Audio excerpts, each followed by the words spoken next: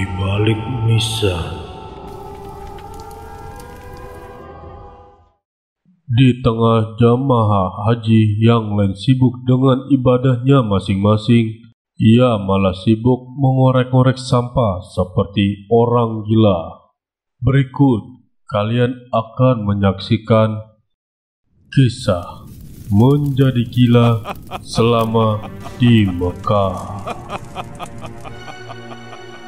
Berbagai kejadian aneh kerap kali terjadi pada jamaah haji. Semua itu terkait dengan amal perbuatan dia sebelumnya. Ada yang baik dan ada pula yang buruk. Yang jelas, semua itu jadi pelajaran berharga bagi calon jamaah haji lainnya.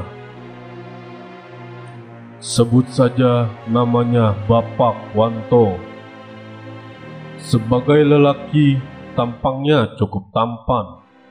Karena itu, ia bisa menikah muda dalam usia 21 tahun. Padahal, dia tak memiliki pekerjaan tetap alias serabutan. Pada akhirnya, semuanya mengandalkan kedua orang tuanya yang termasuk kaya untuk ukuran kampung. Kebetulan, orang tua Wanto memiliki beberapa hektar tanah kosong, kebun dan sawah. Dari hasil kebun dan sawah inilah mereka bisa hidup. Wanto memiliki dua anak, keduanya laki-laki dan tidak suka dengan nasi. Kedua anak itu melihat nasi seperti ulat yang menjijikan. Karena itu, sejak kecil hingga kedua anaknya bertambah besar, mereka selalu makan mie rebus dan mie goreng. Kalaupun harus makan nasi, maka dalam bentuk nasi goreng, bukan nasi putih. Di tengah serba biasa kehidupan Wanto, tiba-tiba ia nekat memutuskan untuk menikah lagi. Meski keputusan ini ditentang, tapi akhirnya laki-laki tertua di keluarganya itu menikahi gadis dari kampung sebelah. Dalam perkembangannya, Wanto pun memiliki dua anak dari istri keduanya ini. Inilah awal petaka kehidupan Wanto. Menghidupi dua istri dengan 4 orang anak yang menginjak dewasa membuat perekonomiannya kalang kabut. Berbagai cara dilakukan Wanto agar keluarganya bisa makan. Di satu sisi prinsipnya bagus, bertanggung jawab terhadap keluarganya. Tapi di sisi lain ia melakukan kesalahan besar, sebab ia harus mengorbankan kedua orang tuanya sendiri. Untuk membangun rumah istri keduanya saja, Wanto menjual tanah milik orang tuanya. Meski ditentang, tapi kedua orang tua Wanto tidak bisa berbuat apa-apa atas ulah anaknya itu. Bahkan, semua surat-surat tanah milik kedua orang tuanya dipegang oleh Wanto, sehingga lelaki itu bisa menjualnya kapan saja. Demikianlah ulah Wanto. Ia selalu menjual tanah kedua orang tuanya untuk kebutuhannya sendiri. Anehnya, semua adik-adiknya tidak ada yang berani menasehatinya. Yang ada malah mereka pun kena dampak sang kakak.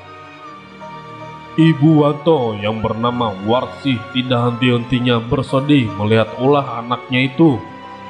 Sebagai anak tertua, meski dia melindungi adik-adiknya dan menyayangi kedua orang tuanya, tapi kenyataannya tidaklah demikian. Wanto selalu saja membuat resah kedua orang tuanya, terutama sang ibu. Bapaknya yang sudah sepuh pun tidak bisa berbuat apa-apa, hanya bisa mendengar dan mengeluhkan ulah anaknya, tapi tak pernah bisa menegur apalagi menasihatinya. Konon, Wanto memiliki ilmu guna-guna yang didapatkan dari dukun untuk menaklukkan kedua orang tua dan saudara-saudaranya. Dengan ilmu ini, mereka seolah takluk berada dalam ketiak Wanto. Apa yang dilakukan Wanto selalu saja tidak bisa digubrisnya. Tidak ada yang berani melawannya. Yang ada hanya rasa kesal dan kesal. Saking keterlaluannya, Warsi kadang menyebut anaknya telah berbuat durhaka kepada dirinya. Bahkan Warsi tak segan-segan kadang mendoakan hal yang tidak baik tentang anaknya itu. Kalau dia begini terus, apapun yang dilakukannya tidak akan lancar. Begitupun ujar ibunya. Dan istri pertamanya membangun kontrakan.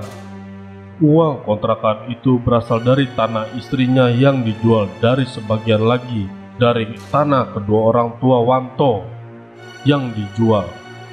Uangnya sudah habis, tetapi kontrakan belum selesai dibangun, sehingga belum bisa diambil manfaatnya. Wanto ditinggal pergi oleh tukang bangunan sehingga ia mengalami kerugian besar. Meski begitu, berbagai peristiwa nan khas yang terjadi pada dirinya tak pernah membuat Wanto sadar diri. Ia selalu saja menyalahkan orang lain. Ia tak pernah menyadari bahwa semuanya itu mungkin karena ulah yang diperbuatnya selama ini. Mungkin karena doa ibunya yang terlanjur marah.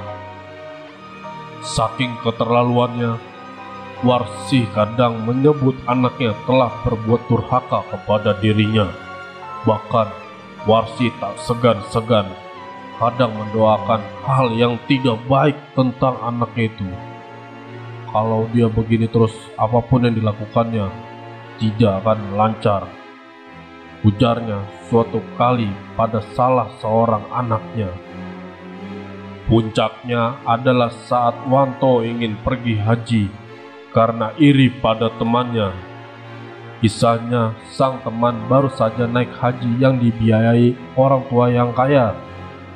Wanto yang selalu merasa ingin di atas tidak bisa terima kenyataan ini. Kalau temannya bisa naik haji, maka dia pun bisa. Kalau temannya naik haji karena orang tuanya, maka ia pun bisa melakukannya. Maka tanpa sepengetahuan kedua orang tuanya, Wanto kembali menjual sebagian tanah milik mereka. Dengan uang itu, Wanto bisa berangkat haji 2 tahun. Warsi sempat mempertanyakan kepada Wanto kenapa tanah yang berada di sebelah rumahnya sekitar 50 meter dibangun rumah dan ditempati orang lain, padahal tanah itu jelas-jelas miliknya. Wanto pun terus terang kalau ia telah menjualnya, dan ibu tidak boleh memprotesnya karena nasi telah menjadi bubur. Warsi yang sudah sepuh itu pun hanya bisa menangis. Kapan Wanto bisa sadar dan insaf? Kenapa di hari tuanya justru anaknya yang paling besar kerap kali menyusahkannya dan membuatnya sedih? Singkat cerita, Wanto pun naik haji seorang diri. Kedua istrinya ditinggal di rumah masing-masing. Begitupun juga anak-anaknya. Walimatus Safar digelar sebagai tradisi di kampungnya. Meski tetangga kanan dan kiri mencibir, tetapi Walimatus Safar itu tetap saja lancar diadakan. Bahkan seorang guru atau ustadz yang dipanggil untuk berceramah pun mendoakan semoga Wanto jadi haji yang mabrur. Tanpa pernah tahu bagaimana proses awal ia bisa berangkat haji, begitulah akhirnya Walimatus Safar itu selesai diadakan dan Wanto telah berada di tanah suci.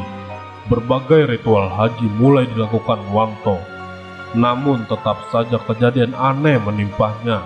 Mulai dari sering terpleset, jatuh saat jalan padahal tidak ada lubang dan batu kerikil di depannya, hingga ia kesasar dan tidak bisa kembali ke maktab Selama beberapa jam, puncaknya adalah saat ia hendak ihram dengan pakaian ihram melilit di badannya. Wanto terlihat seperti orang kebingungan. Ia seperti kehilangan akalnya di saat orang-orang sibuk dengan ibadahnya masing-masing. Ia malah sibuk mengorek-ngorek sampah seolah para pengemis atau gelandangan yang sedang mencari sisa makan di tempat sampah. Apa yang dilakukan sangat aneh, sehingga teman-temannya menganggap telah gila. Wanto pernah ditegur kenapa ia melakukan itu, tapi pikirannya kosong, tatapannya tak berisi. Begitulah yang terjadi pada Wanto. Selama ibadah haji, alih-alih mendapatkan gelar haji mabrur, ia malah disibukkan dengan kondisinya sendiri yang telah hilang ingatan. Berbagai ritual haji pun gagal ia laksanakan. Ia pun hanya membawa kisah-kisah getirnya selama di tanah suci. Demikianlah kisah haji yang menimpa seorang anak durhaka bernama Wanto. Keserakahan pada harta kedua orang tuanya telah membuatnya sengsara saat di tanah suci. Semoga kisah ini bisa menjadi pelajaran berharga bagi kita semua, bahwa apa yang kita lakukannya, maka kita pun akan menuai hasilnya. Azab ini akan semakin pedih ketika berada di alam kubur. Para muslim yang ingkar dan tidak melaksanakan sholat selama hidupnya ialah muslim yang paling merugi dan akan merasakan azab berupa kubur. Seorang muslim yang tidak menjalankan sholat akan menjadi gelap dan sempit. Kami jadikan bagian atas kota itu terbalik ke bawah, dan kami hujani mereka dengan batu dari tanah yang keras. Quran Surat Al-Hijr ayat 74.